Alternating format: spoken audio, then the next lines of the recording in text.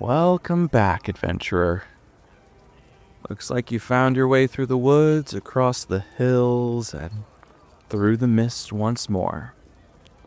The fire's warm, the mead is flowing, and the cards, well, tonight, they're restless to get started. Go ahead and sit, rest your boots. The tale we tell tonight begins not with a map nor plan, but a single step into the unknown. The card that calls us tonight is the Fool.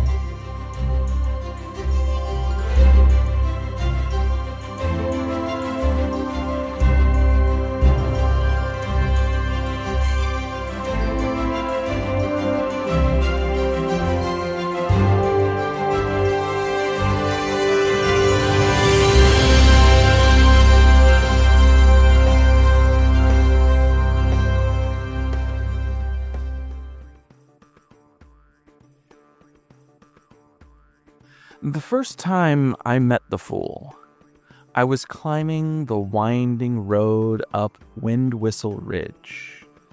The air was thin, the sky was wide, and I could hear a tune being sung very off-key, but still being joyfully sung. There at the very edge of the world stood a young figure, arms outstretched like wings, a pack slung carelessly over one shoulder.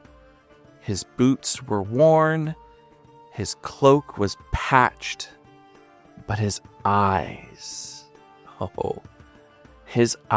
held entire constellations. And a small white dog barked once and sat behind him, tail wagging as if to say, yes, this is exactly where we're supposed to be. I called out, "Planning to jump, are you?" He turned to me with a grin, bright as the morning sun. "Only if the wind says yes." I chuckled. "You don't know what's down there." He shrugged. "Exactly. Isn't that exciting?"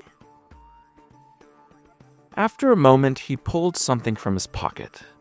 A single white feather. He held it out in his outstretched hand, and then he let it go. And we both watched as it caught the breeze. It rose a little and then floated down towards the ravine. He nodded at it. "And that's the sign I was waiting for." I raised a brow. "You're mad." He laughed. "Maybe, but madness is just courage dressed in strange clothes." And with that, he stepped forward. Not into the chasm, but down a hidden path that I hadn't seen. My eyes followed him, and I blinked, and he was gone. But I could still hear his laughter carrying on the wind like the last note of a song. That day, the Fool taught me something that no scroll or sage ever could. That beginnings don't always wear banners or carry horns. Sometimes they arrive as a whisper on the wind, asking, "Are you ready to trust what comes next?" The Fool upright is card number 0. Neither the first nor the last, but the space in between, the breath before the word, the idea before the action. He is innocence and potential. He is the question mark in human form. He shows up with a heart that is unburdened by experience.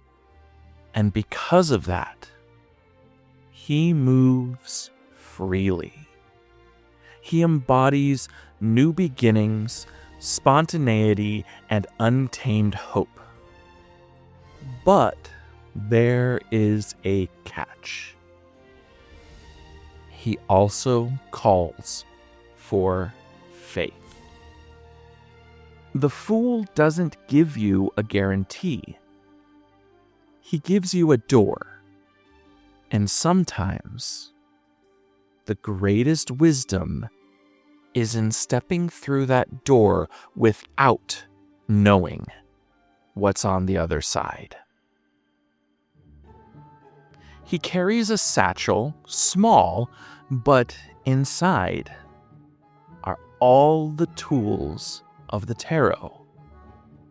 A wand, a sword, a cup, and a pentacle, each in seed form, not yet fully realized, but everything he needs. And he already has it. He just doesn't know it yet. And so, he journeys.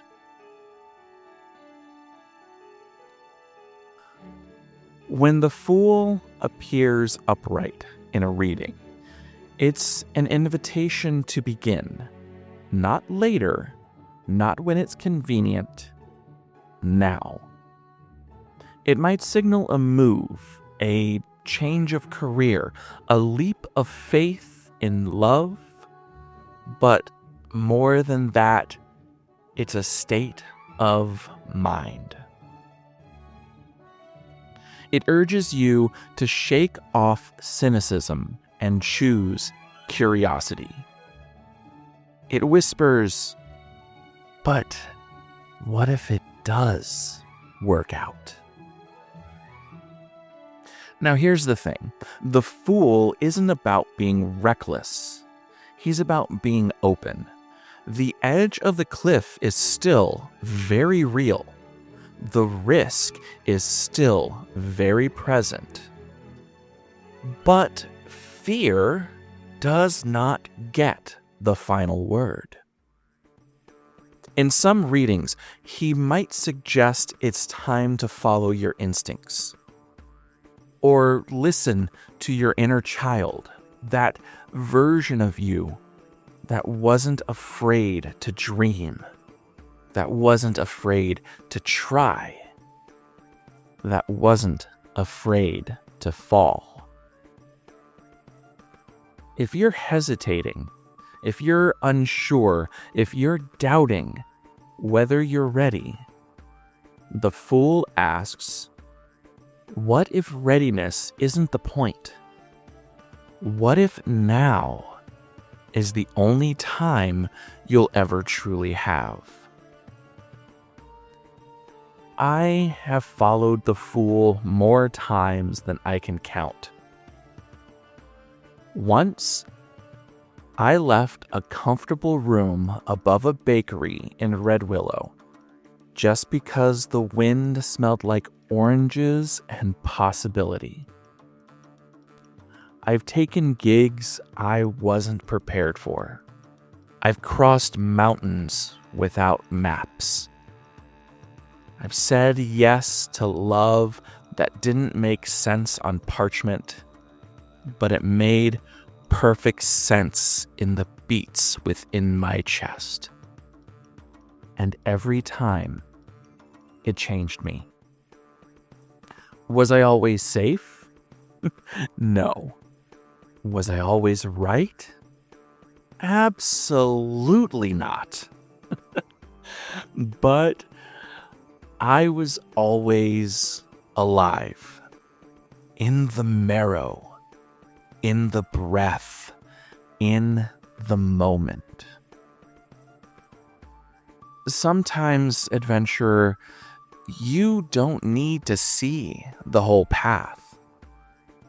Sometimes it's enough to feel the first step under your boot and trust the next one will come when it's needed.